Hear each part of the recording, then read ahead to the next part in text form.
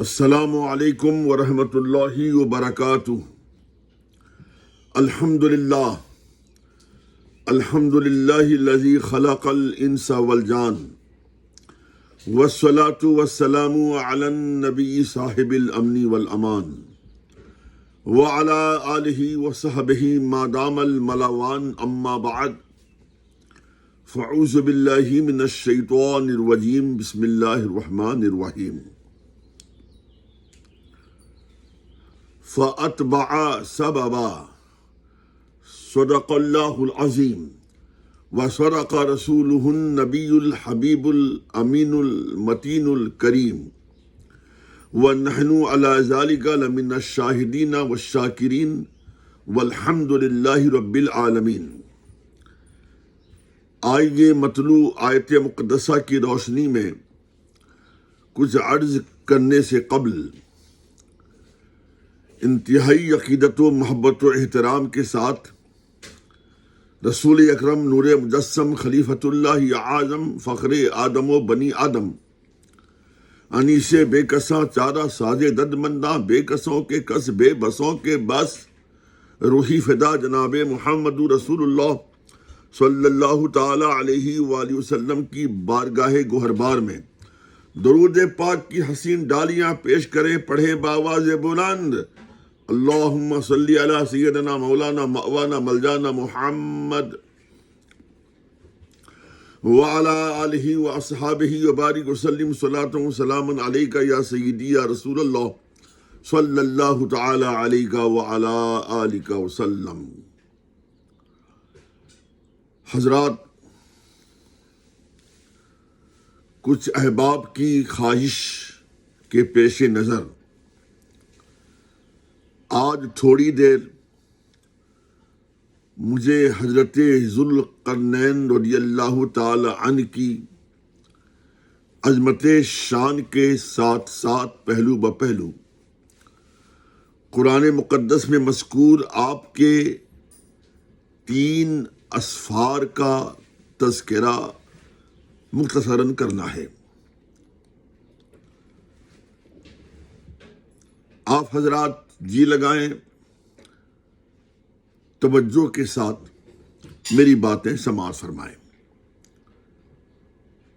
اس سے پہلے کہ ہم حضرت ذوالقرنین رضی اللہ تعالی عنہ کے مبارک اسفار کی قدر تفصیل بطور تمہید قرآن مقدس کی روشنی میں بیان کریں، آئیے جاننے کی کوشش کرتے ہیں کہ حضرت ذوالقرنین رضی اللہ تعالی عنہ کا اصل نام کیا ہے، اس لقب کے معنی کیا ہیں، آپ اس لقب سے ملقب کیوں ہوئے، اور آپ نبی ہیں یا ولی۔ یہ وہ سوالات ہیں جو عام طور پہ لوگ ہم سے کرتے رہتے ہیں۔ ہم نے سوچا کہ بہتر یہ ہے کہ اس موضوع پر اہم گفتگو کی جائے تاکہ لوگوں کو ان کے سوالات کے جوابات بھی مل جائیں اور انہیں تشفی بھی حاصل ہو جائے۔ جہاں تک آپ کے نام اسم گرامی کا تعلق ہے، جہاں تک آپ کے نام نامی اسم گرامی کا تعلق ہے، اس سلسلے میں ساوی جو تفسیر جلالین کی عظیم اور معتبر و مستند شرح ہے، اس کی 3 جلد کے 21ویں صفحے کے اندر مندرج ہے کہ حضرت ذوالقرنین رضی اللہ تعالی عنہ کا نام نامی اسم گرامی سکندر ہے، اور آپ کا شجرہ نسب حضرت سام بن نوح علیہ السلام سے ہوتا ہوا حضرت آدم علیہ السلام تک جا ملتا ہے۔ اس شجرہ نسب سے یہ امر بخوبی واضح ہو جاتا ہے کہ آپ حضرت سام بن نوح علیہ السلام کی اولاد امجاد میں سے ہیں۔ اسی کتاب میں یہ بھی مرقوم ہے کہ حضرت ذوالقرنین رضی اللہ تعالی عنہ حضرت خضر علیہ السلام کے کزن یعنی حضرت خضر علیہ السلام کی خالہ کے صاحبزادے ہیں۔ خداوند قدوس کا آپ پر ایسا بے پایا کرم ہوا کہ نہ صرف یہ کہ آپ ابو الانبیاء خلیل اللہ حضرت ابراہیم علیہ السلام کے دست حق پرست پر ہلکا بگوش اسلام ہوئے، بلکہ مدتوں اللہ کے خلیل علیہ السلام کی صحبت بافیض سے سرشار و بہرور ہونے کا بھی آپ کو اعزاز و شرف حاصل رہا۔ بعض حضرات نے آپ کو انبیاء کرام علیہ السلام کی نورانی صف میں شامل کیا ہے، لیکن قول اصح یہ ہے کہ آپ نبی نہیں ہیں۔ ہاں، اس بات پر کوئی اختلاف رائے نہیں کہ آپ رب قدیر کے انتہائی برگزیدہ صالح بندے اور ولایت کے بلند ترین درجے پر فائز ہیں۔ جہاں تک آپ کے لقب ذوالقرنین کا تعلق ہے، اس تناظر میں کئی ایک اقوال ملتے ہیں۔ پہلے آپ ذو اور قرنین کا معنی سمجھیں۔ عربی میں ذو کا معنی ہے والا، قرنین جو لفظ قرن کا تثنیہ ہے تو قرن کا معنی ہے سینگ، اور قرن کا معنی زمانے کے بھی آتا ہے۔ اب اس کا معنی یہ ہوگا، اگر سینگ کا معنی لیا جائے تو ذوالقرنین یعنی دو سینگ والا، اگر قرن کا معنی زمانہ لیا جائے تو معنی ہوگا ذوالقرنین یعنی دو زمانے والا۔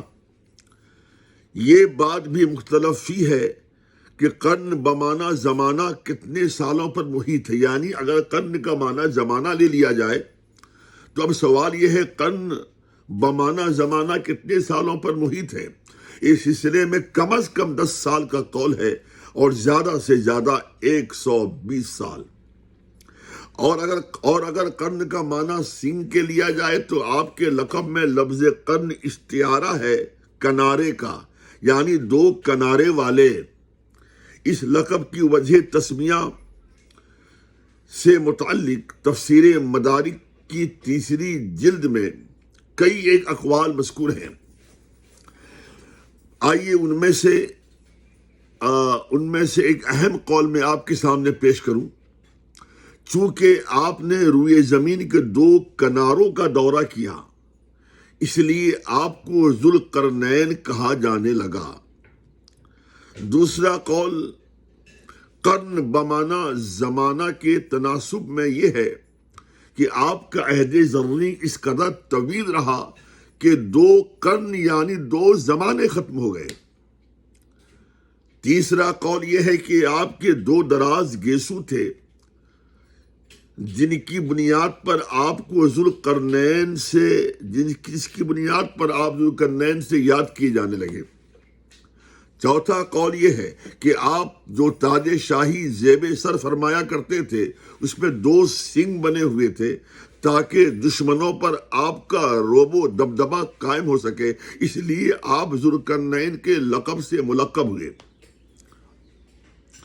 پانچواں قول یہ ہے کہ آپ کے سر مبارک کی دونوں سمت پیدائشی 2 ابھار ہوئیدہ تھے، اس لیے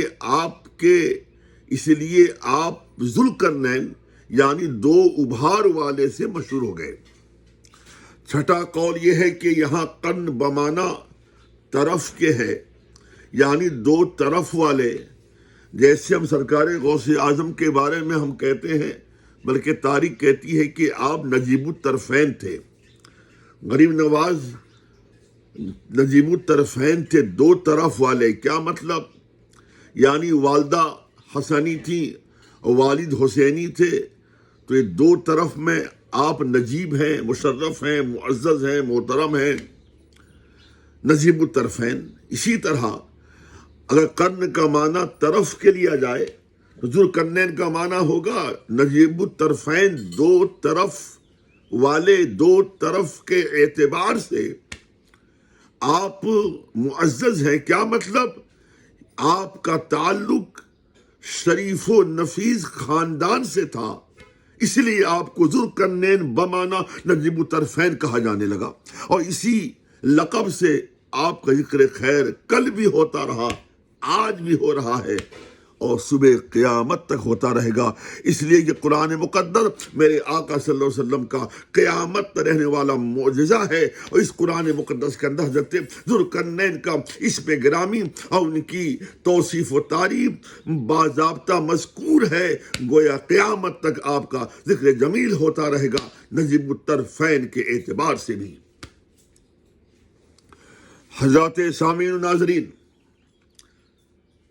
ایک بات ذہن نشین کر لیں کہ آپ کی عظمت شان یہ رہی کہ اللہ تبارک و تعالیٰ نے آپ کو پوری روئے زمین کی شہنشاہیت سے سرفراز فرمایا آپ کو، یعنی آپ پوری روئے زمین یعنی پوری دنیا کے شہنشاہ و بادشاہ تھے۔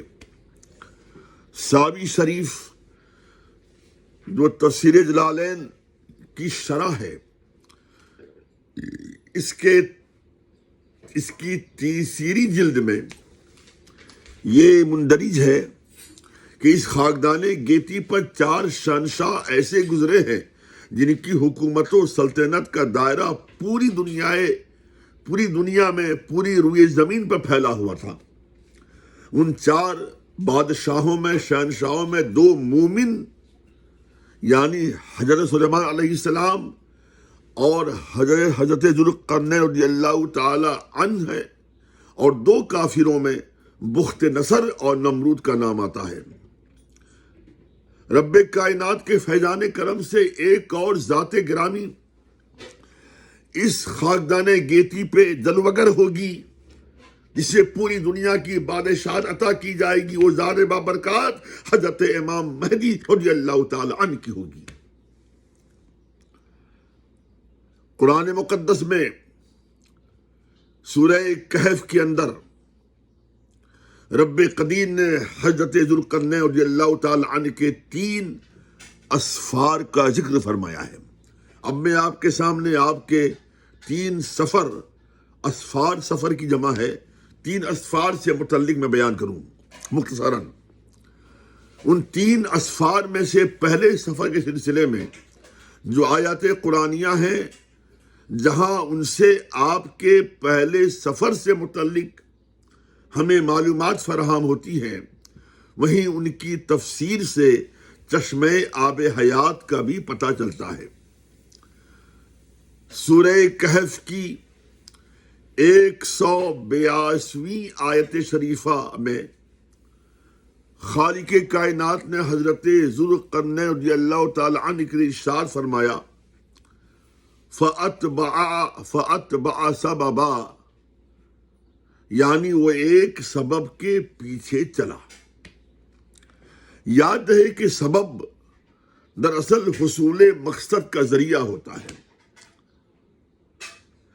ذریعہ میں بھی تعمیم ہے، یعنی ذریعہ عام ہے، ذریعہ کچھ بھی ہو سکتا ہے، یعنی خواہ اس ذریعے کا تعلق علم سے ہو یا قدرت و اختیار سے، اتنا بہرحال مسلم ہے کہ سبب حصول مقصد کا ذریعہ ہوتا ہے۔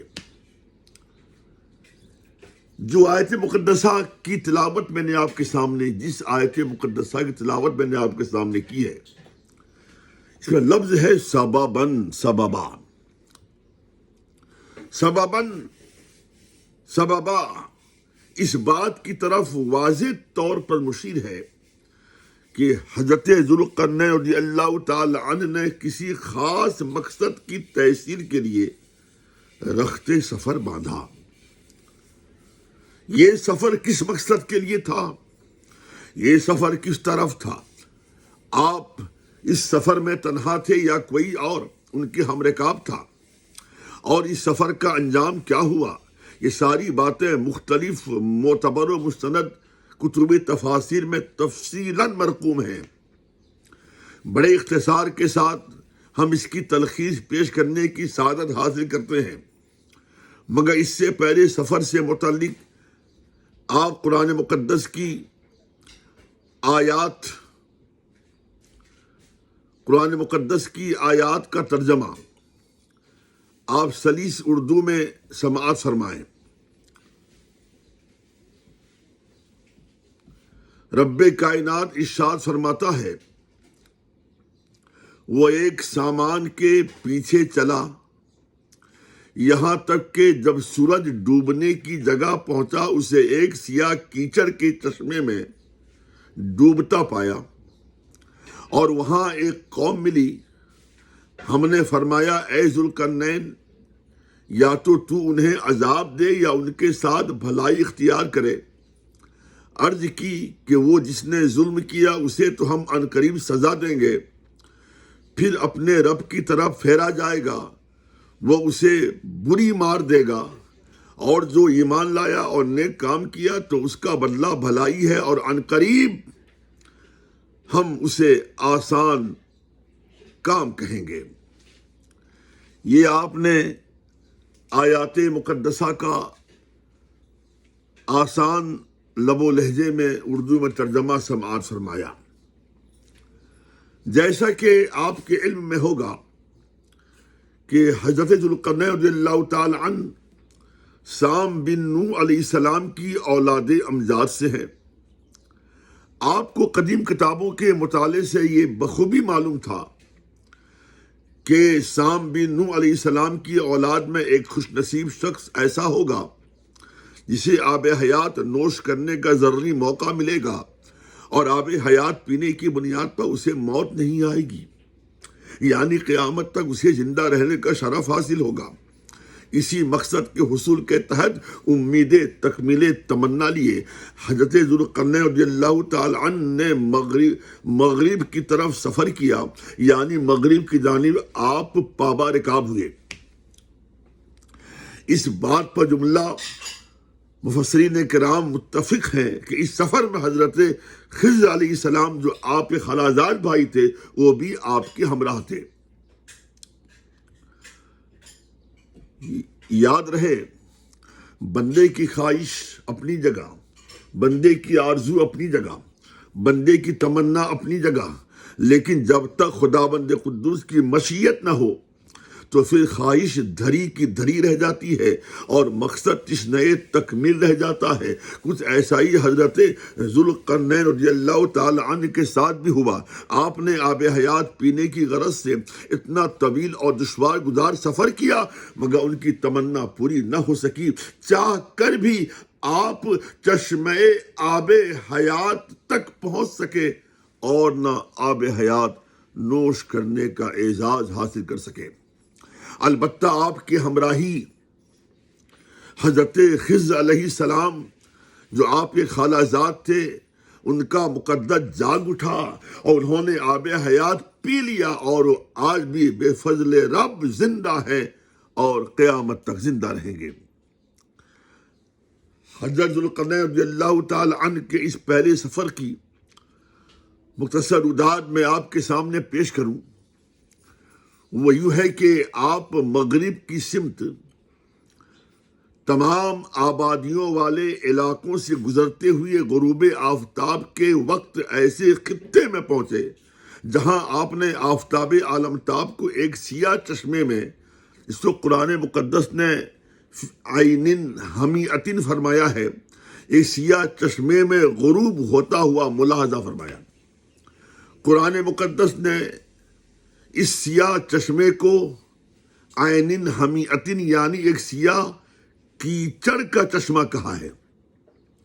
دراصل اسے سمجھنے کے لیے ہمیں بحری مسافروں کے مشاہدات و تجربات کا جائزہ لینا ہوگا۔ مطلب یہ ہے کہ جیسے ایک سمندر کا مسافر غروب آفتاب کے وقت آفتاب کو سمندر کے آب سیاہ میں ڈوبتا ہوا دیکھتا ہے، ایسے ہی حضرت ذوالقرنین کو بھی یہ محسوس ہوا کہ سورج ایک سیاہ چشمے میں روپوش ہو رہا ہے۔ حضرت ذوالقرنین رضی اللہ تعالی عنہ نے وہاں پہنچ کر ایسی قوم دیکھی جو جانوروں کی کھال بطور لباس پہنی ہوئی تھی۔ ان کے خورد و نوش یعنی کھانے پینے کا یہ عالم تھا کہ اس قوم کے لوگ صرف اور صرف دریائی مردہ جانوروں کو کھایا کرتے تھے۔ یہ بات بھی واضح رہے کہ تاریخ میں اس قوم کا نام ناسک مذکور ہے۔ تفسیری کتابیں بتاتی ہیں کہ قوم ناسک کے لوگ انتہائی قوی ہیکل اور جری و جنگجو تھے، اور ان کے لشکر کی تعداد اس قدر کثیر تھی کہ اس کا شمار ناممکن نہیں تو متعذر ضرور تھا۔ حضرت ذوالقرنین رضی اللہ تعالی عنہ کے حکم پر جب ان کی فوجوں نے قوم ناسک کے لوگوں پر دھاوا بولا تو وہ بے حد طاقتور اور ماہرین جنگ و جدال ہونے کے باوجود مغلوب و بے یار و مددگار ہو کر رہ گئے۔ بالآخر ان میں جو شرف ایمان سے بیراور ہوئے ان سے کسی قسم کی بات پوچھ نہیں کی گئی، اور جو اپنے کفر و شرک میں ڈٹے رہے انہیں قتل کر دیا گیا۔ یہ آپ نے حضرت ذوالقرنین رضی اللہ تعالی عنہ کے پہلے سفر کی روداد مختصراً سماعت فرمائی۔ اب آئیے آپ کے دوسرے سفر کے تذکرے سے پہلے چند اہم باتوں کا آپ کو بتانا ضروری ہے، یعنی ان چند اہم باتوں کا آپ کو علم ہونا ضروری ہے، ضروری نہیں بلکہ بے حد ضروری ہے۔ دراصل قرآن مقدس میں حضرت ذوالقرنین رضی اللہ تعالیٰ عنہ کے ذکر کا پس منظر یہ ہے کہ یہودیوں کی شے پر کفار مکہ نے رسول کائنات صلی اللہ تعالیٰ علیہ وآلہ وسلم سے حضرت ذوالقرنین رضی اللہ تعالیٰ عنہ کے بارے میں سوال کیا تھا، یہ جاننے کے لیے کہ یہ قرآن مجید واقعی کلام الہی ہے یا نہیں۔ یعنی ان کے سوال کا مطمع نظر یہ تھا، جب رسول اکرم صلی اللہ تعالیٰ علیہ وآلہ وسلم اس سوال کا جواب نہ دے پائیں گے تو یہ ثابت ہو جائے گا کہ آپ اللہ کے سچے رسول نہیں ہیں، اور آپ کا دعویٰ کہ یہ کلام الہی ہے خود بخود معاذ اللہ مبنی بالکذب ہو جائے گا، العیاذ باللہ۔ یاد رہے کہ قرآن مقدس میں صحابہ کرام رضوان اللہ تعالی اجمعین کے سوالوں کے جوابات کے ساتھ ساتھ کفار مکہ کے 3 سوالوں کے جوابات بھی موجود ہیں۔ پہلا سوال روح سے متعلق، دوسرا سوال اصحاب کہف کے سلسلے میں، اور تیسرا سوال حضرت ذوالقرنین رضی اللہ تعالی عنہ کے بارے میں۔ قرآن مقدس میں رب کائنات نہ صرف یہ کہ حضرت ذوالقرنین رضی اللہ تعالیٰ عنہ کا جواباً ذکر فرمایا، بلکہ آپ کی عظیم الشان ان فتوحات بھی بیان فرمائیں جن کے نشانات اب بھی قائم ہیں، اور یہ تا قیام قیامت قرآن اور صاحب قرآن کی حقانیت کا خطبہ پڑھتے رہیں گے۔ سیاحان عالم نے ان نشانات کا اپنے چشم سر سے مشاہدہ کیا، اور تاریخ میں کئی ایسے سیاحوں کا ذکر آج بھی ثبت و نمایاں ہے جو قرآن مقدس کی حقانیت کے سامنے سرنگو ہو کر ہلکا بگوش اسلام ہو گئے۔ درود پاک پڑھیں، اللہم صلی علی سیدنا مولانا مولانا مولانا محمد وعلی آلہ واصحابہ وبارک وسلم، صلاۃ و سلام علیک یا سیدی یا رسول اللہ صلی اللہ تعالی علیہ وعلی آلہ وسلم۔ کفار مکہ اور یہودیوں نے سوچا تھا کہ محمد عربی صلی اللہ تعالی علیہ وآلہ وسلم معاذ اللہ اس سوال کے جواب سے عاجز و قاصر رہیں گے، مگر رب قدیر نے قرآن مقدس میں اس کا ایسا فصیح و بلیغ اور شافی و وافی جواب مرحمت فرمایا جسے پڑھنے کے بعد اپنے تو اپنے ہیں، غیروں کو بھی قرآن مقدس سے کلام الہی ہونے پر سر تسلیم خم کرنا پڑا، اور میرا دعویٰ ہے تا حشر کسی کو بھی اس کی مجال انکار کی نہ ہمت ہوگی نہ جسارت ہوگی۔ قرآن مقدس نے 16 آیات بینات پر مشتمل حضرت ذوالقرنین رضی اللہ تعالی عنہ سے متعلق سوال کا ایسا جواب عطا فرمایا جس میں آپ کی حیات طیبہ کی بہت ساری خصوصیات روز روشن کی طرح عیاں ہو جاتی ہیں۔ بلفظ دیگر دوسرے لفظوں میں اگر یہ کہا جائے تو قطعی غلط نہیں ہوگا کہ اس کے اندر آپ کے عہد طفولیت سے لے کر ضعیفی تک کے تمام حالات صاف و شفاف آئینے کی طرح آشکارا ہو گئے۔ ان آیات مقدسہ کی اگر بالاستیاب بالغائب تلاوت کی جائے اور انہیں سمجھنے کی کوشش کی جائے، ان آیات کو سمجھنے کی کوشش کی جائے تو حضرت ذوالقرنین رضی اللہ تعالیٰ عنہ کی تہذیب و ثقافت، پاکیزگی و شرافت، اخلاقی قدریں، خشیت الہی، رعایا پروری، رحم دلی، باطل شکنی اور حیران کن روداد فتوحات جلوہ ریز نظر آئے گی۔ یہ امر بھی پیش نگاہ رہے کہ قرآن مقدس نے بجائے حضرت ذوالقرنین کے نام کے لقب کا اس لیے اظہار فرمایا، یعنی حضرت ذوالقرنین کا نام قرآن مقدس نے آپ کا نام ذکر نہیں کیا بلکہ آپ کے لقب کا اظہار کیا، ذوالقرنین۔ اس کی وجہ کیا تھی، حکمت کیا ہے؟ دراصل کفار مکہ کا سوال جس عظیم فاتح و حکمران سے متعلق تھا اس کی واضح طور پر تعیین ہو جائے، کیونکہ آپ کے نام سے متعلق تاریخ میں ایسے مختلفی اقوال ملتے ہیں کہ جن سے جاننا انتہائی پیچیدہ ہو جاتا ہے کہ کس کا لقب ذوالقرنین تھا۔ مثلا اہل فارس انہیں سکندر، تو اہل یونان فورس، اور عبرانی سائرس، تو اہل عرب خسرو کہتے رہے۔ یعنی آپ کے نام مختلف ہی رہے ہیں مختلف علاقوں میں۔ برخلاف اس کے لقب ذوالنورین صرف یہود و نصارہ کی مذہبی کتب ہی میں نہیں بلکہ قدیم تاریخی کتابوں میں جلی حروفوں کے ساتھ موجود رہا۔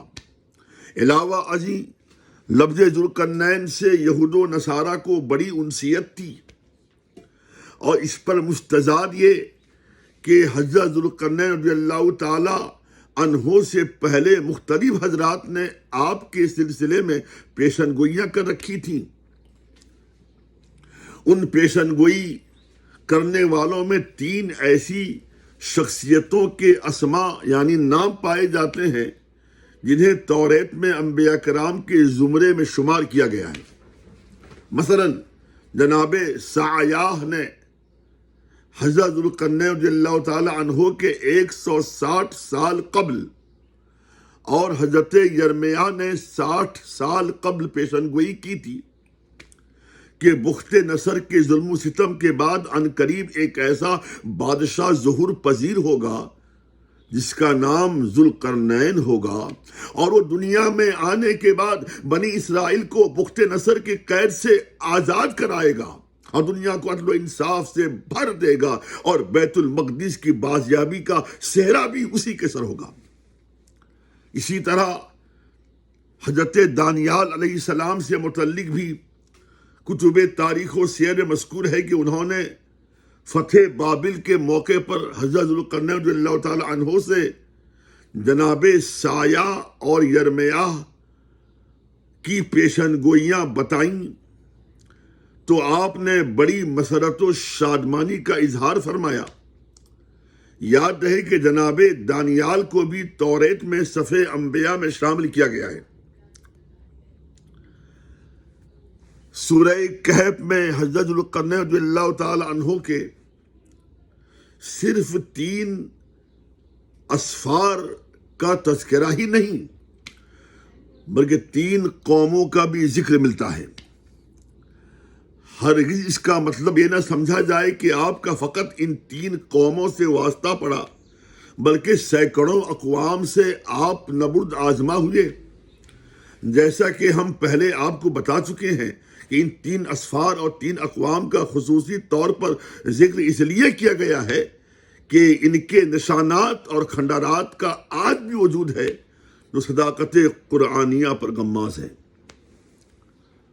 اب آئیے حضرت ذوالقرنین رضی اللہ تعالی عنہ کے دوسرے سفر کی مختصر روداد قرآن مقدس کی روشنی میں پیش کروں۔ آپ بغور سماعت فرمائیں۔ حضرت ذوالقرنین رضی اللہ تعالیٰ عنہ نے اپنے پہلے مغربی سفر کے بعد دوسرا سفر مشرق کی جانب کیا۔ جب آپ مطلع شمس یعنی سورج کے طلوع ہونے کی ایک ایسی جگہ پر پہنچے کہ جس کے اور آفتاب کے درمیان کوئی چیز حائل نہیں تھی، نہ کوئی پہاڑ تھا اور نہ کوئی درخت، وہ ایک ایسا عجیب و غریب خطہ تھا جہاں کوئی چاہ کر بھی کوئی بھی کسی قسم کی عمارت بنا نہیں سکتا تھا، اور اگر عمارت کی تعمیر کر لی بھی جاتی تو اس کا قائم رہنا ممکن نہیں تھا۔ ایسے خطے پر ایسی جگہ آپ نے ایک ایسی قوم دیکھی جو منسک کہلاتی تھی، اور اس قوم کا حال یہ تھا کہ جو ہی سورج طلوع ہوتا وہ لوگ زمین کے غاروں میں اپنے آپ کو مقید کر لیتے، اور جب سورج ڈھلتا تو وہ غاروں سے باہر نکل کر حصول رزق کی جستجو میں مصروف کار ہو جاتے۔ آپ نے اس قوم پر لشکر کشی کی، اور قوم ناسک کی طرح ان میں سے جو ایمان سے مشرف ہوا اس کے ساتھ حسن سلوک کیا، اور جو کفر پر مصر رہا اسے آپ نے تہہ تیغ کر دیا۔ وما علیہ الا البلاغ المبین، آپ کے آخری سفر یعنی تیسرے سفر کا تذکرہ انشاءاللہ دوسرے سیشن میں آپ سماعت فرمائیں گے۔ اللہ حافظ۔ السلام علیکم ورحمۃ اللہ وبرکاتہ۔ فی امان اللہ۔